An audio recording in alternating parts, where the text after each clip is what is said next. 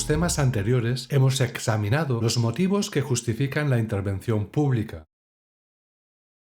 Hemos determinado las condiciones de eficiencia del gasto en bienes públicos y hemos descrito cómo evaluar los beneficios y los costes de los programas públicos. En la práctica, las decisiones públicas no son tomadas por economistas o por técnicos que aplican sistemáticamente los resultados que hemos ido obteniendo, sino que las decisiones públicas son el resultado de complejos procesos políticos en los que participan muchos actores: los votantes, los políticos que los representan,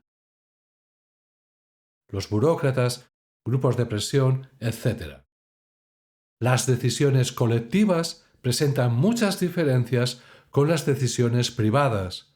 En las decisiones individuales de consumo, de producción, de fijación de precios, etc., el mercado sirve de guía a los diferentes agentes.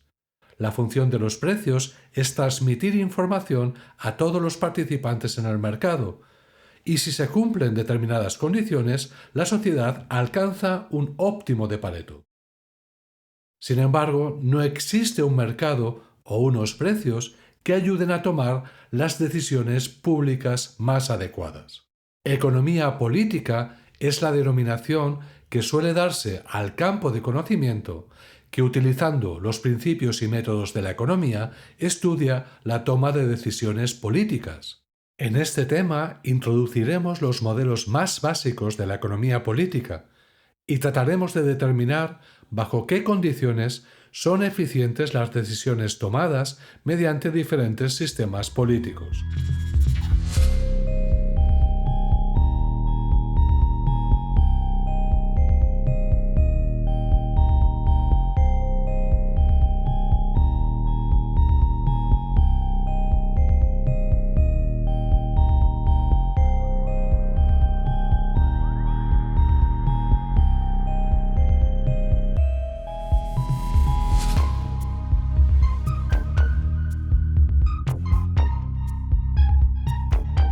En nuestro primer acercamiento al análisis de la toma de decisiones públicas, consideraremos la posibilidad de utilizar sistemas basados en el consenso unánime de los miembros de un colectivo.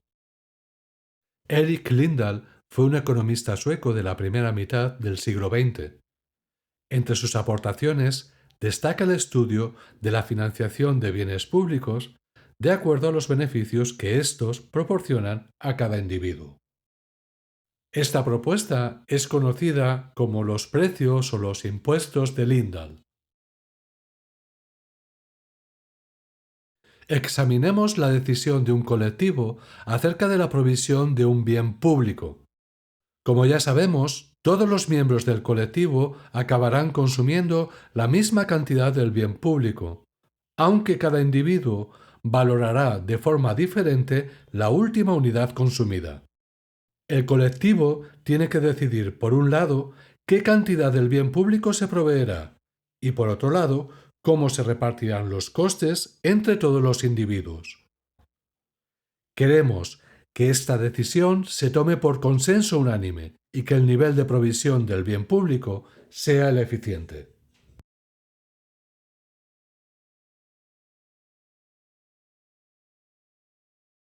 Lindahl diseñó un procedimiento que permite conseguir estos objetivos.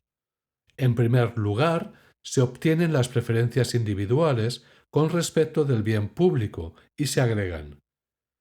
Después se determina cuál es el nivel de provisión eficiente comparando la valoración social del bien público con su coste marginal.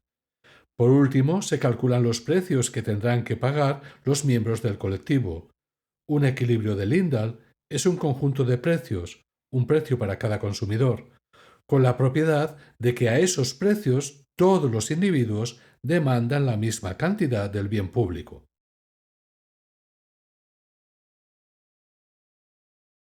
Utilicemos un ejemplo.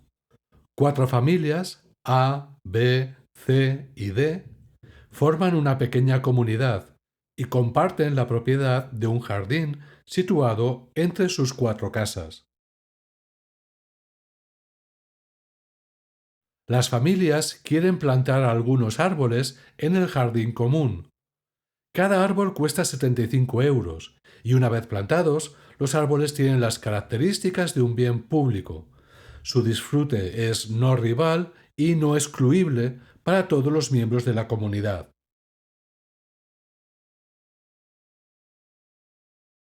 Cada familia tiene unas preferencias diferentes.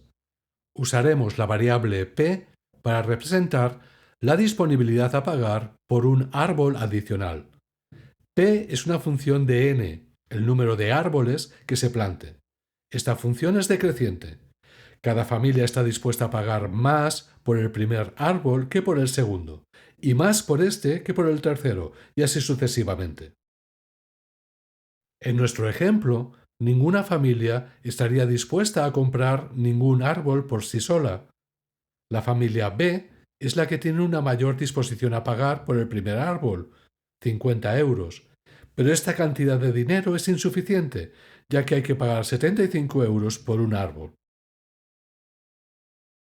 Las familias tampoco se muestran proclives a establecer un fondo común con aportaciones voluntarias, porque temen que surja el problema del polizón. Ante esta situación, recurren al administrador de la comunidad para que encuentre una solución.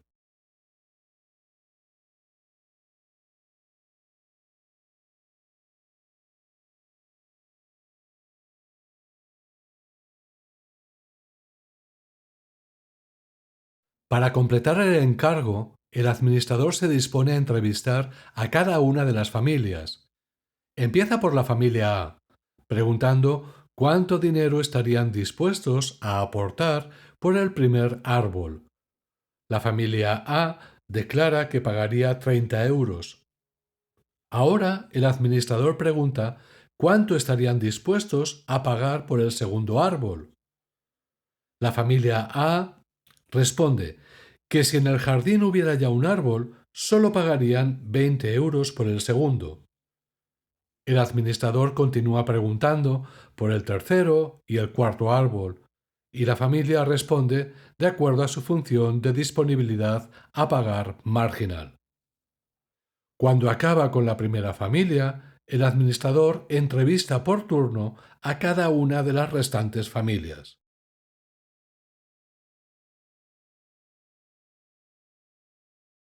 Una vez han concluido las entrevistas, el administrador tiene una información muy detallada sobre la valoración de los árboles por parte de cada familia.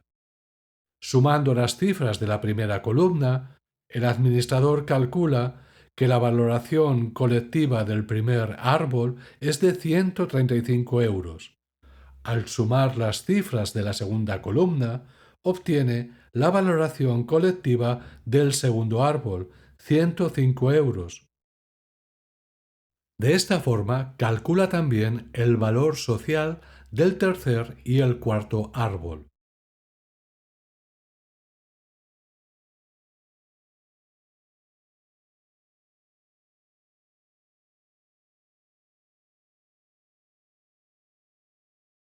Para determinar el número eficiente de árboles, compara los valores colectivos con el coste marginal de cada árbol. Mientras el valor colectivo de un árbol sea superior a su coste, la comunidad debería de comprarlo. En nuestro ejemplo, el coste marginal es siempre 75 euros, por lo que la comunidad debería adquirir tres árboles.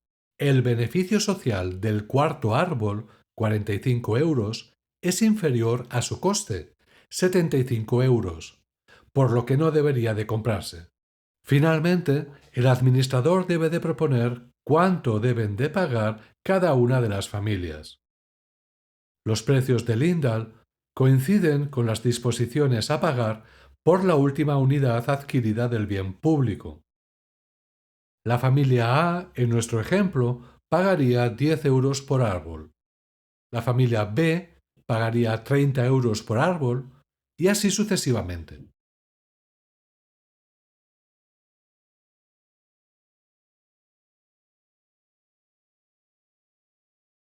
El administrador hace su propuesta a las cuatro familias y esta es aceptada, y en el jardín común se plantan 3 árboles. La propuesta del administrador constituye un equilibrio de Lindahl.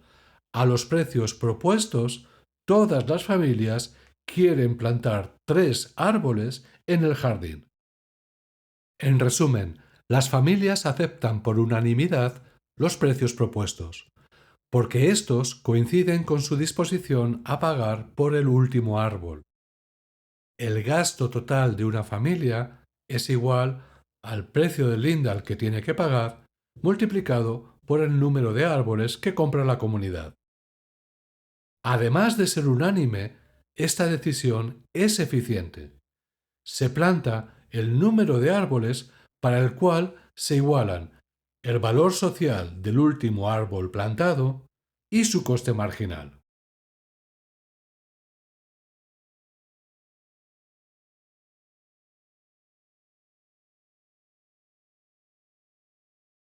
A pesar de sus ventajas, el procedimiento de Lindahl presenta también algunas dificultades que impiden su uso en la práctica en muchos casos. Por un lado, obtener información acerca de las preferencias de los individuos requiere de un gran número de entrevistas sobre temas en los que los votantes puede que no tengan información completa y precisa. En nuestro ejemplo, solo teníamos 4 familias que decidían cuántos árboles se plantan. Una situación más realista sería impracticable si, por ejemplo, algunas decenas de individuos tienen que decidir cuántos árboles se plantan, pero también el tipo de esos árboles que se van a plantar y cuál va a ser el lugar exacto donde se van a plantar y cómo se van a cuidar una vez estén plantados, etc. Los precios de Lindahl solo serían una alternativa práctica en colectivos pequeños que tienen que tomar decisiones relativamente simples. Pero incluso en este caso existen problemas.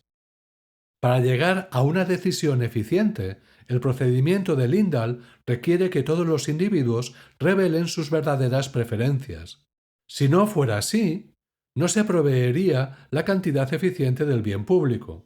La dificultad estriba en que los precios que van a pagar los individuos dependen de las valoraciones que ellos mismos declaren. Esto genera incentivos para que algunos individuos no revelen honestamente sus preferencias. El problema del polizón vuelve a manifestarse.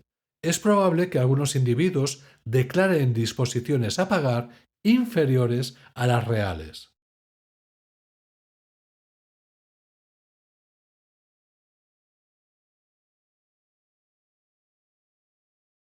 Volvamos a nuestro ejemplo. En la propuesta que obtuvimos antes, la familia B soportaba el mayor precio, 30 euros por cada árbol. Esta familia podría comportarse de forma deshonesta si es consciente de que declarando sus verdaderas preferencias puede acabar pagando un precio más elevado. La familia B puede verse tentada a fingir que su disposición al pago por cada uno de los árboles es menor de lo que realmente es. Por ejemplo, podría declarar una valoración de tan solo 15 euros por el primer árbol, 10 euros por el segundo y así sucesivamente. Supongamos que las restantes familias valoran los árboles conforme a sus preferencias.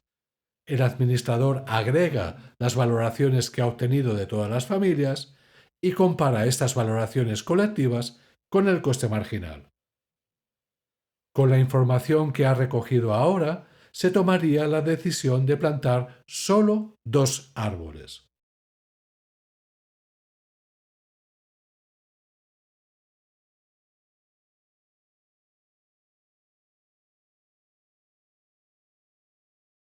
El resultado final es que se compra una cantidad ineficiente del bien público.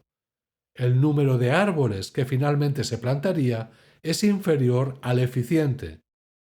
Por otro lado, la familia B, ocultando sus verdaderas preferencias, consigue reducir considerablemente su aportación, a costa de que el resto de las familias paguen precios superiores.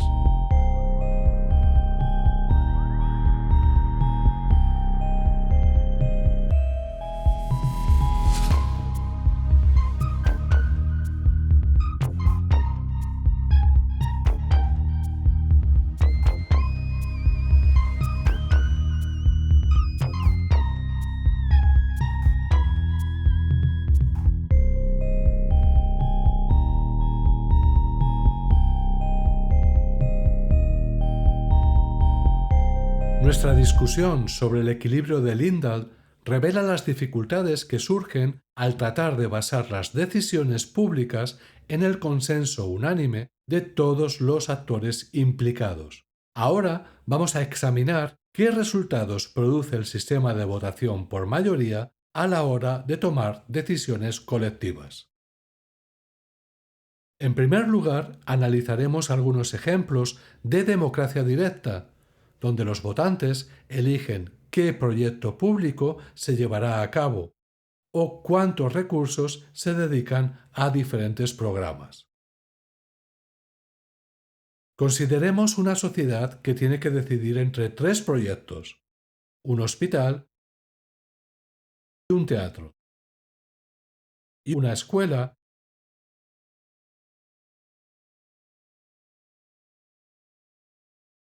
La sociedad está compuesta por tres votantes: A,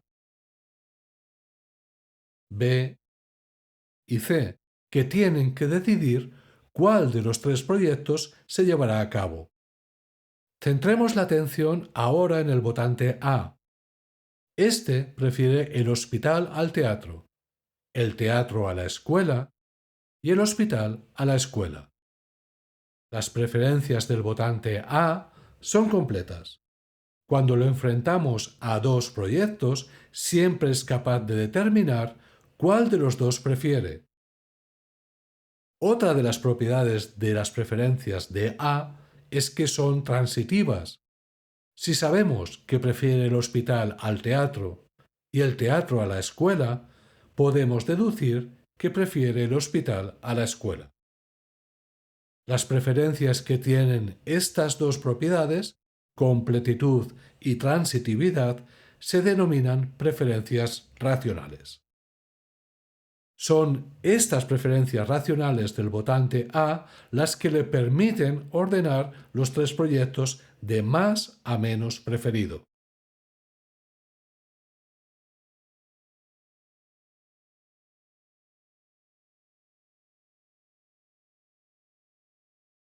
Cada votante tiene preferencias racionales distintas, así que cada uno de ellos ordena de una forma diferente los tres proyectos. ¿Es posible utilizar el sistema de votación por mayoría para agregar las preferencias individuales? ¿Podemos encontrar unas preferencias colectivas que, al igual que las preferencias individuales, sean racionales? Si esto fuera así, podríamos ordenar los proyectos de acuerdo a las preferencias de la sociedad al completo.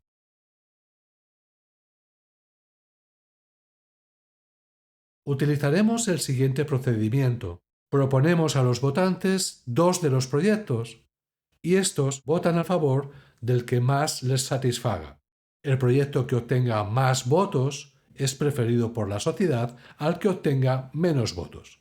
Continuamos así hasta que se voten todas las posibles parejas de proyectos y comprobamos si se pueden ordenar los proyectos con los resultados obtenidos en las votaciones.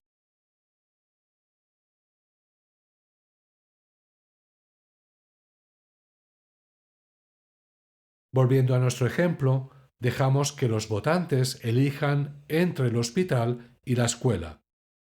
A vota al hospital, su opción preferida. B también prefiere el hospital a la escuela. Por último, el voto de C va a la escuela.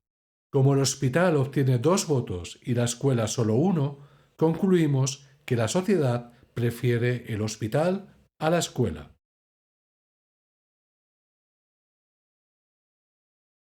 En la segunda ronda, los votantes escogen entre el hospital y el teatro. A vuelve a votar a favor del hospital.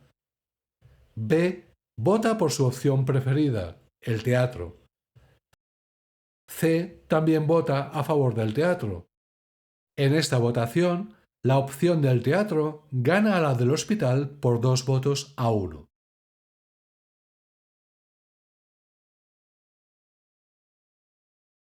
Por último, se vota entre el teatro y la escuela. Tanto A como B prefieren que se construya el teatro. La opción de la escuela solo recibe el voto de C. Concluimos que la sociedad prefiere el teatro a la escuela. Los resultados de estas votaciones cubren todas las posibles comparaciones entre proyectos y cumplen con la propiedad transitiva. Por tanto, con el sistema de votación por mayoría hemos conseguido agregar las preferencias individuales y obtener unas preferencias colectivas racionales, con las mismas propiedades que las preferencias individuales. En nuestro ejemplo, el proyecto preferido por la sociedad sería el teatro, seguido por el hospital, y la escuela ocuparía el último lugar en las preferencias colectivas. Desafortunadamente, el sistema mayoritario no siempre produce una agregación con buenas propiedades. Veámoslo con otro ejemplo. Nuestros tres votantes tienen que decidir ahora sobre el tamaño del presupuesto de las escuelas públicas de su ciudad. El presupuesto escolar se financia mediante impuestos municipales y se proponen tres alternativas que corresponden a un presupuesto pequeño, un presupuesto mediano o un presupuesto grande. Veamos cómo son las preferencias con respecto a estas alternativas de cada uno de los votantes. Al votante A no le preocupan mucho las escuelas públicas, así que siempre prefiere un presupuesto más pequeño a uno más grande. El votante B considera que un presupuesto mediano es suficiente para garantizar la calidad de las escuelas públicas. Su segunda opción es el presupuesto grande, ya que opina que las escuelas públicas no podrían funcionar adecuadamente con un presupuesto pequeño. Por último, el votante C está muy preocupado por la calidad de la educación de sus hijos y su opción preferida es el presupuesto mayor. En el caso de que las escuelas públicas no recibieran la financiación más elevada, el votante C matricularía a sus hijos en una escuela privada y su segunda opción sería destinar la menor cantidad de recursos posible a las escuelas públicas, es decir, votaría en segundo lugar por el presupuesto pequeño. El último lugar de sus preferencias lo ocupa el presupuesto mediano, que en su opinión es insuficiente para garantizar una calidad adecuada de las escuelas públicas. Las preferencias de los tres votantes son consistentes y trataremos de agregarlas usando la regla de la mayoría. Empecemos con la votación entre el presupuesto grande y el presupuesto mediano. El votante A prefiere el presupuesto mediano y ocurre lo mismo con el votante B. El votante C es el único que prefiere el presupuesto grande.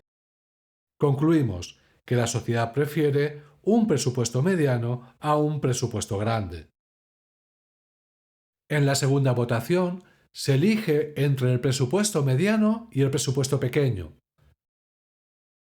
Ahora A vota a favor del presupuesto pequeño, mientras que B votará por el presupuesto mediano. C prefiere el presupuesto pequeño al presupuesto mediano y la opción del presupuesto pequeño es la que ganaría esta votación. En la última votación se enfrentan el presupuesto pequeño y el grande. A vota a favor del presupuesto pequeño, pero los otros dos votantes prefieren el presupuesto más grande.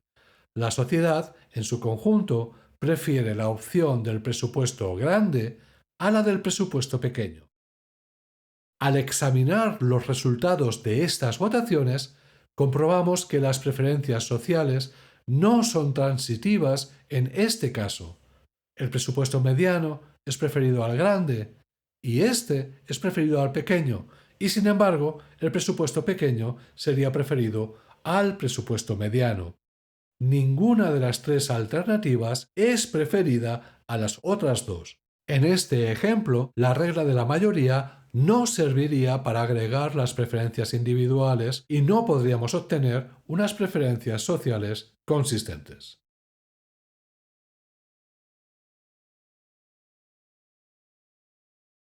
El caso que acabamos de analizar constituye un ejemplo de la paradoja del voto.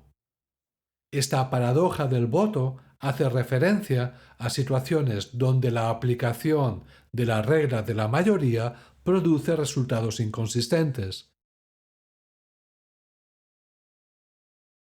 Al no poder ordenar las alternativas, se producen ciclos similares al juego de piedra, papel y tijeras, y no es posible determinar que una opción sea preferible a las restantes.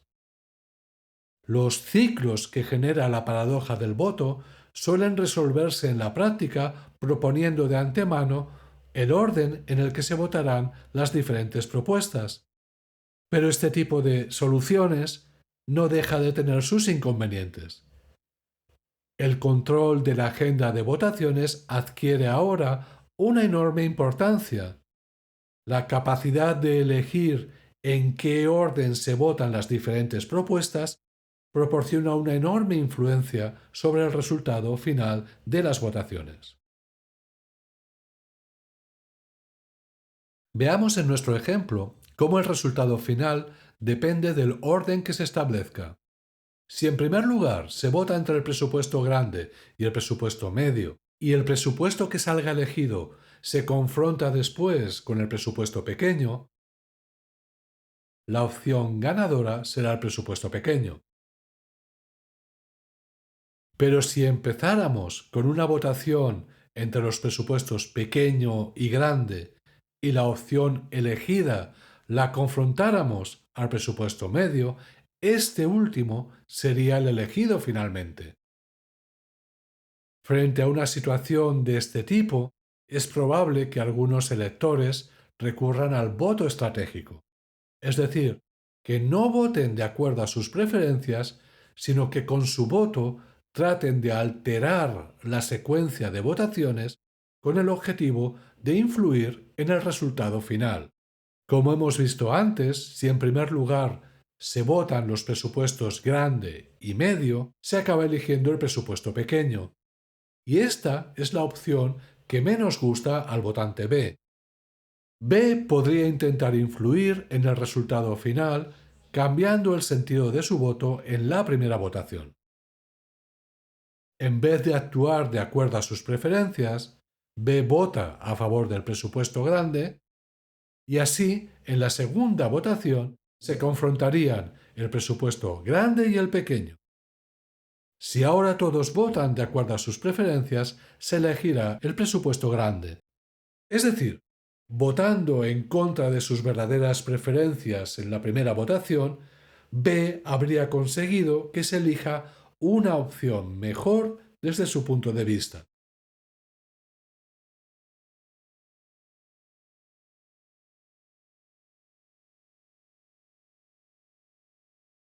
Llegados a este punto, cabe preguntarse si la paradoja del voto y los problemas que lleva asociados son específicos del sistema de votación por mayoría.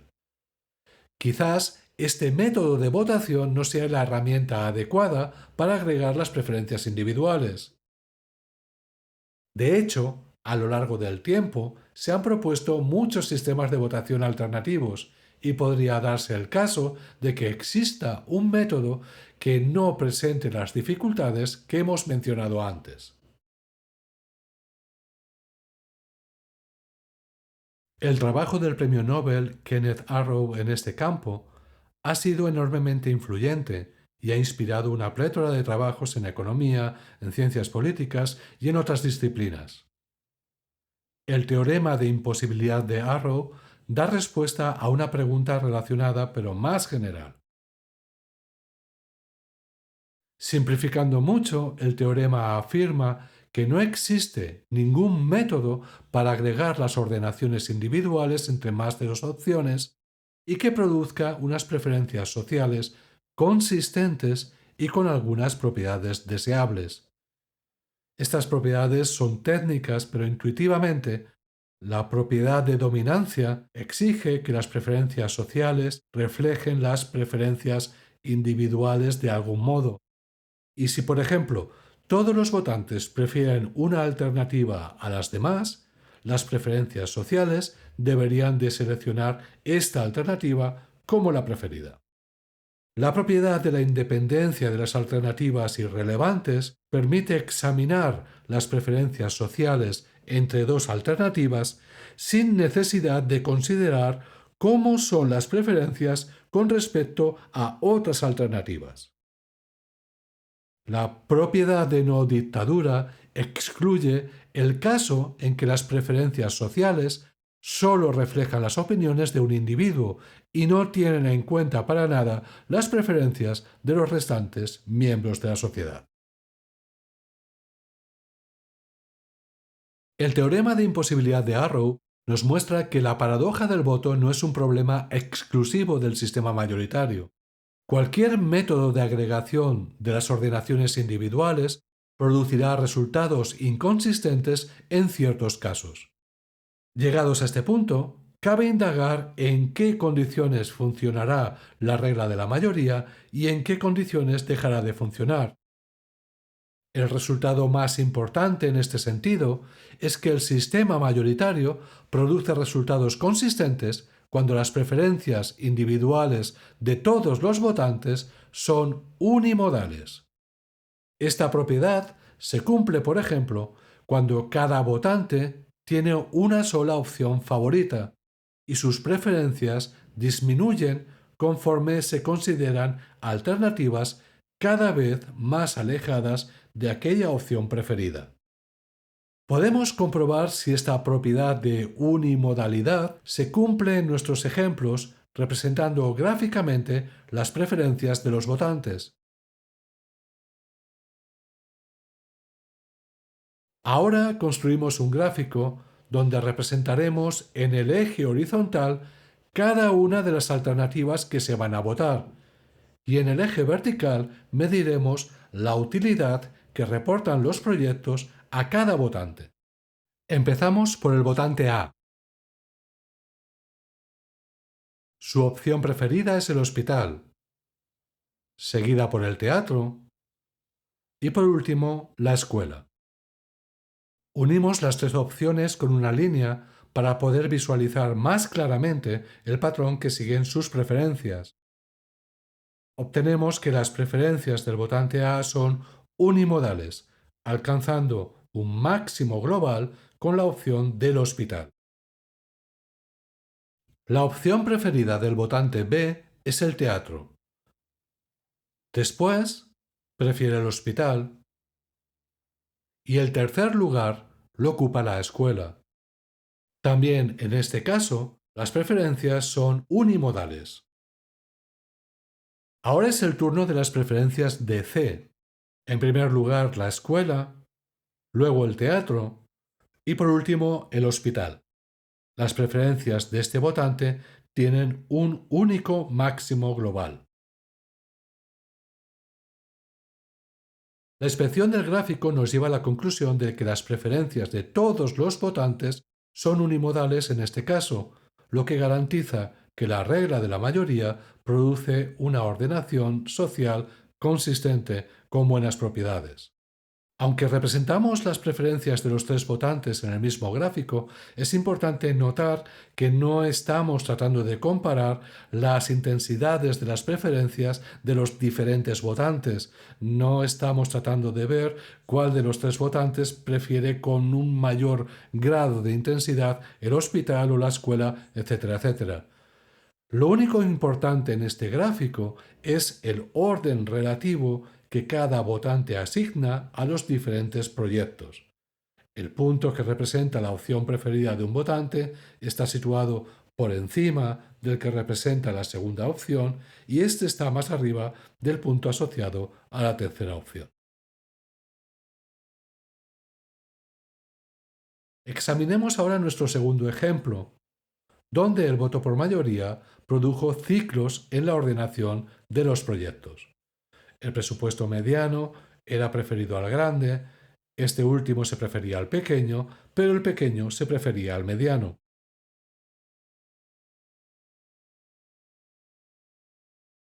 Representamos las preferencias del votante A y comprobamos que son unimodales. Lo mismo ocurre en el caso del votante B, pero las preferencias del votante C presentan un patrón con dos máximos locales. En este ejemplo, las preferencias individuales no cumplen la propiedad de unimodalidad. Podemos probar a cambiar el orden en el que presentamos los diferentes proyectos en el eje horizontal, pero sea cual sea este orden, siempre existe un votante cuyas preferencias son bimodales.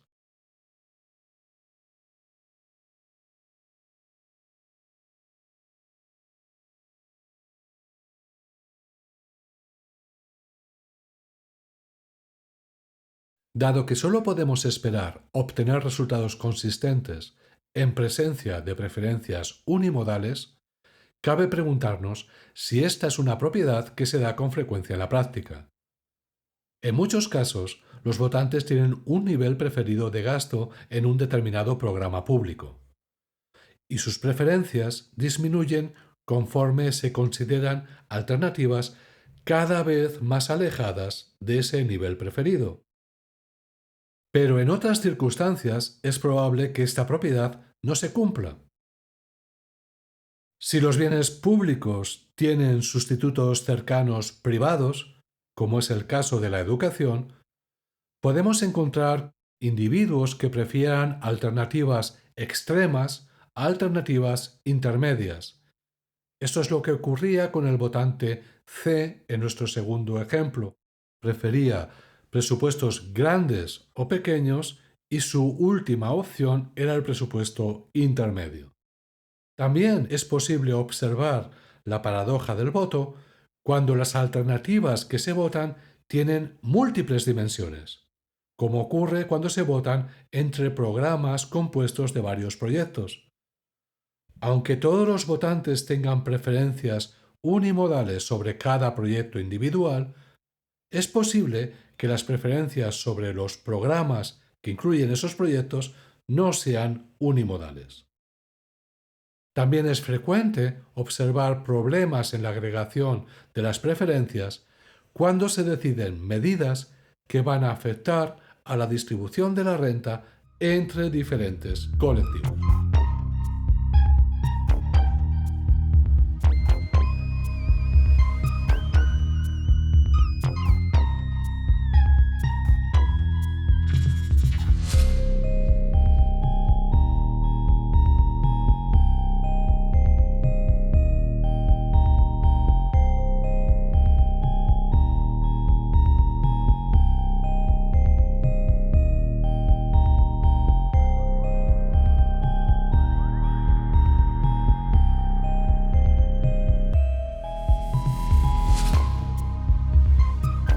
Cuando las preferencias son unimodales, el sistema de votación por mayoría tiene un equilibrio definido.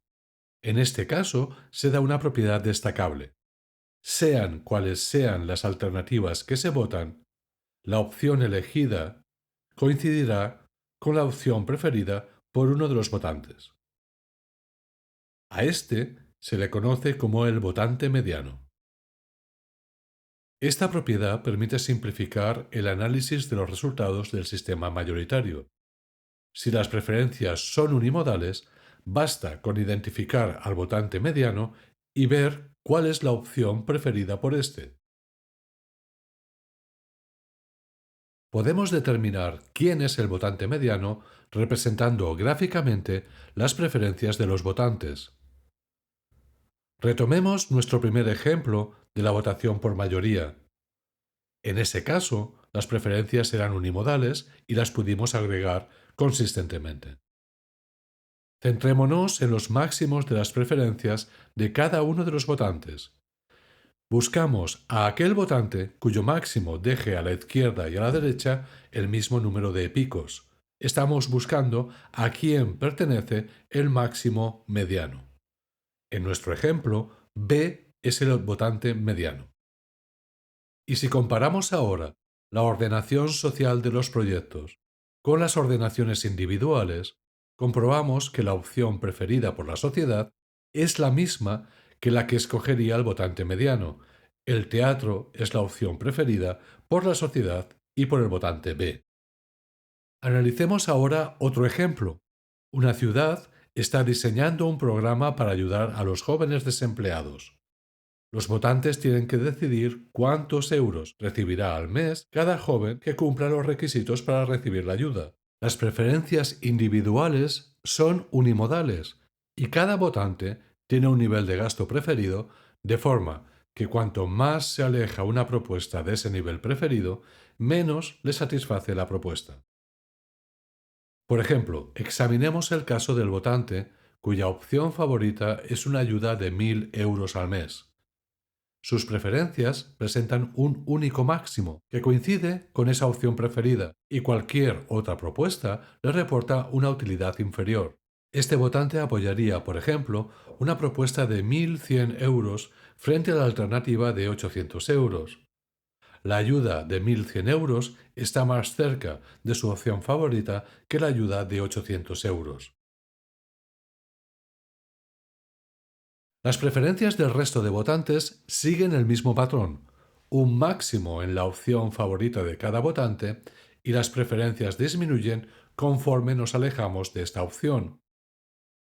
Ordenemos a los votantes de acuerdo a su opción preferida. Recordando la definición del votante mediano, podemos identificarlo. Las opciones preferidas de la mitad de los votantes son menores que la del votante mediano, y las de la otra mitad de votantes son mayores. Si se someten a votación dos propuestas, siempre ganará la opción que prefiera el votante mediano. Si se vota entre una ayuda de 600 euros al mes y otra de 1.300 euros al mes, cada elector votará la alternativa más próxima a su opción preferida. La ayuda de 600 euros solo recibiría 2 votos a favor, mientras que la ayuda de 1.300 euros recibiría 5 votos. La opción ganadora es aquella a la que apoyó el votante mediano. Y esto va a ocurrir para cada posible votación entre dos alternativas. Si se proponen ayudas de 1.200 euros o de 1.500 euros, la opción ganadora, 1.200 euros, es la que más convence al votante mediano.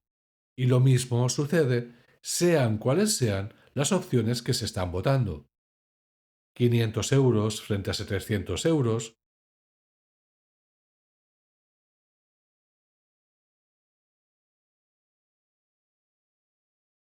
1.100 euros frente a 1.200 euros.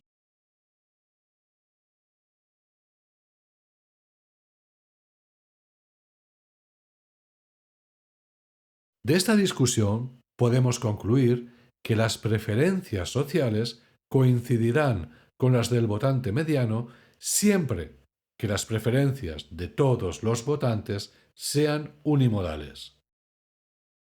Usando la teoría del votante mediano, podemos analizar si el sistema de votación por mayoría conduce a unos niveles de gasto público eficientes o, por el contrario, los niveles de gasto público que resultan de una votación por mayoría son demasiado altos o demasiado bajos.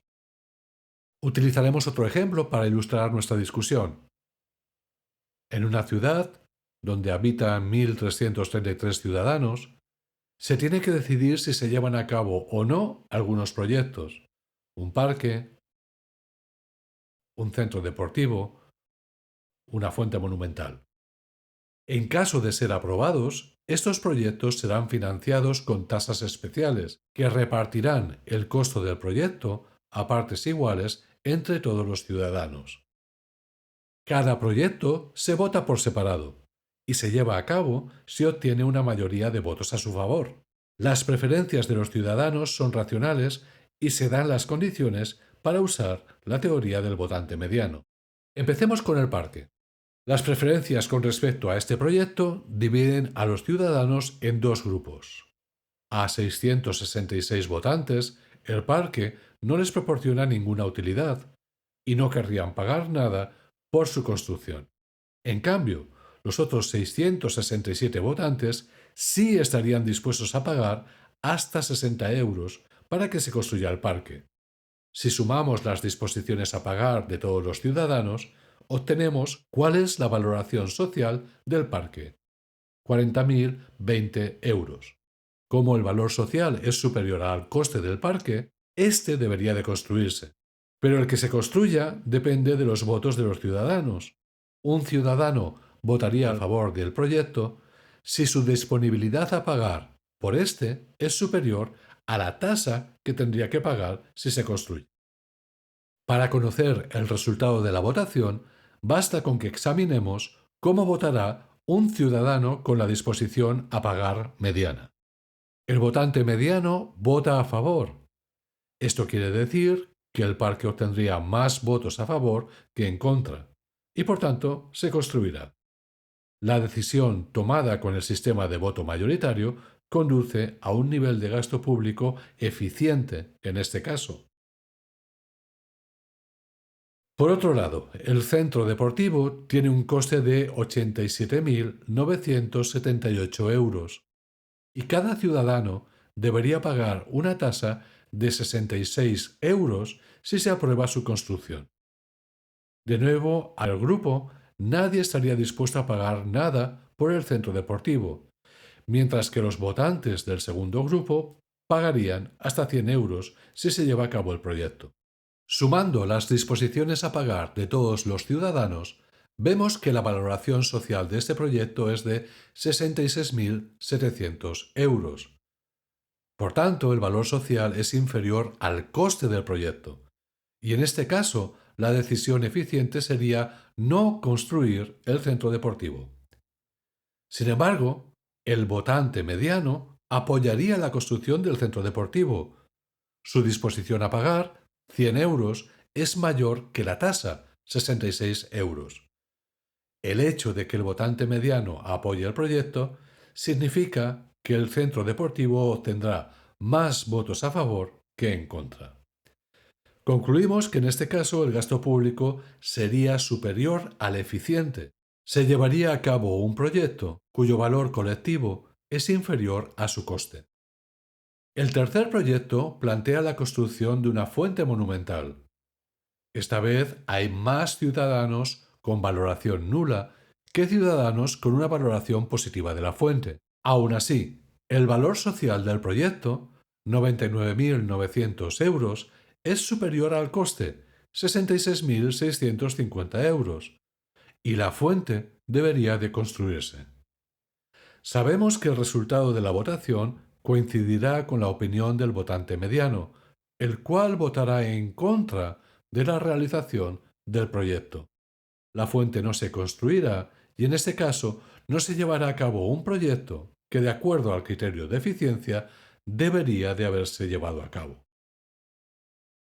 Después de analizar estos tres casos, concluimos que, en general, el equilibrio en la votación por mayoría no garantiza resultados eficientes en el sentido de Pareto, pudiendo llevar a niveles de gasto superiores, iguales o inferiores al nivel de gasto eficiente.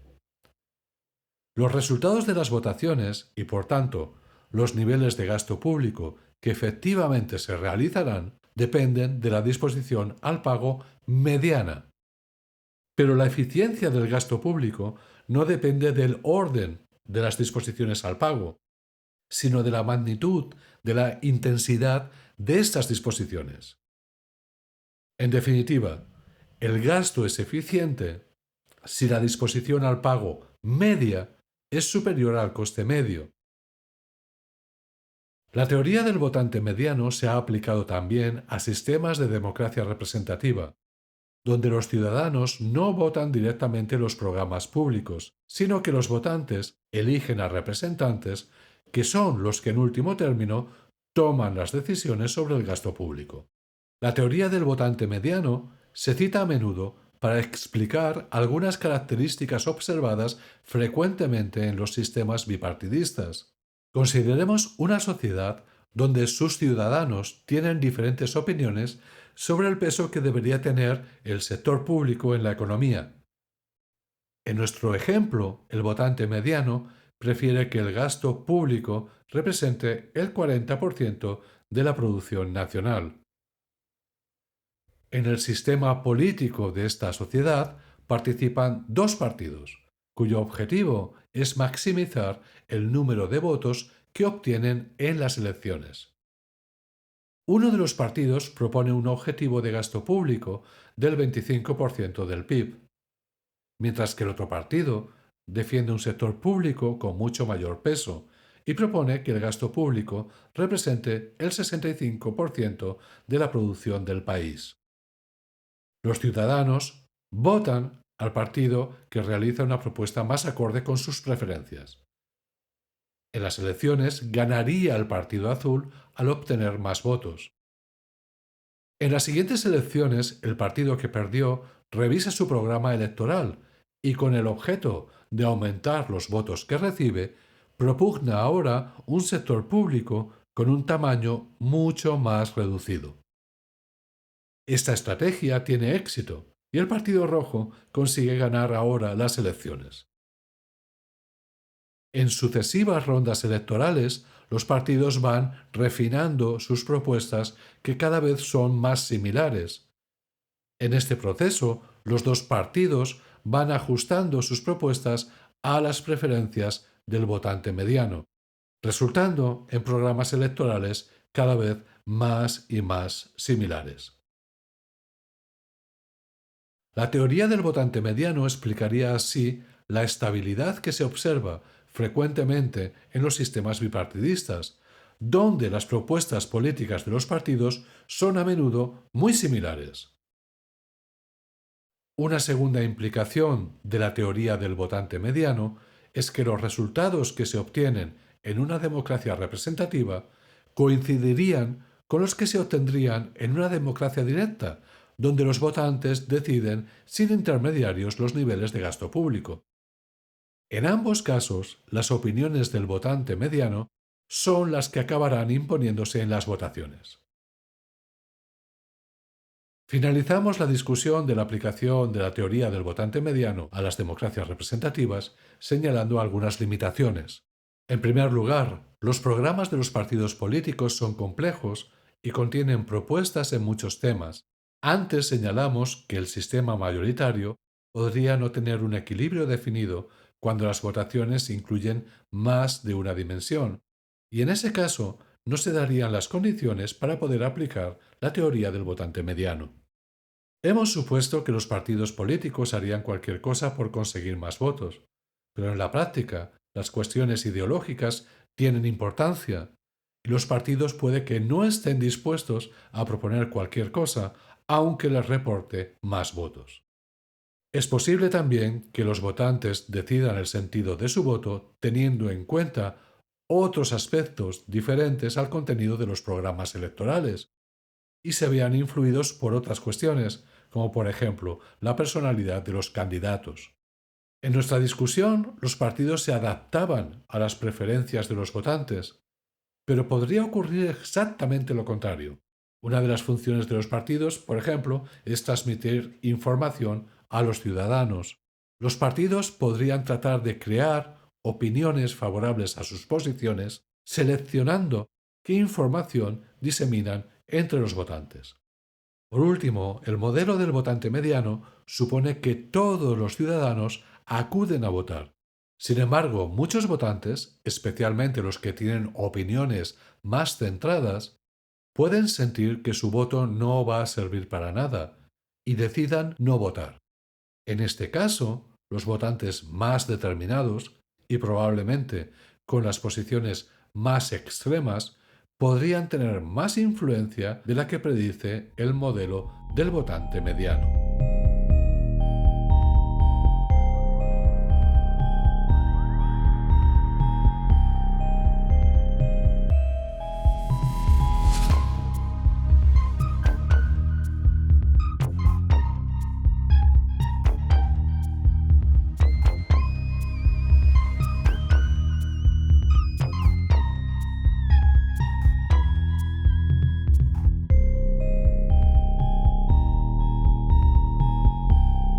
Los modelos que hemos visto en este tema ofrecen algunos resultados importantes, pero en general parten de una visión idealizada del funcionamiento del sector público. De acuerdo con esta visión, el objetivo del gobierno sería descubrir cuáles son las preferencias de los ciudadanos para poder tomar las decisiones que llevarían a maximizar el bienestar social. Aunque no nos extenderemos en ellos, no podemos acabar el tema sin reseñar la importancia de los trabajos del premio Nobel James Buchanan y de otros autores a los que se suele agrupar en la denominada Escuela de la Elección Pública. Desde la segunda mitad del siglo XX han propuesto modelos más realistas del funcionamiento del sistema político, donde todos los agentes implicados, políticos, jueces, burócratas, grupos de presión, actúan de acuerdo con su propio interés. Al enfocar de esta manera el análisis del sector público, estos economistas han señalado algunas causas potenciales de fallos del Estado, aquellas situaciones donde el sector público es incapaz o no está interesado en actuar buscando aumentar el bienestar de la sociedad. Las aportaciones de la Escuela de la Elección Pública han generado nuevas ideas e intensos debates que continúan hasta el día de hoy.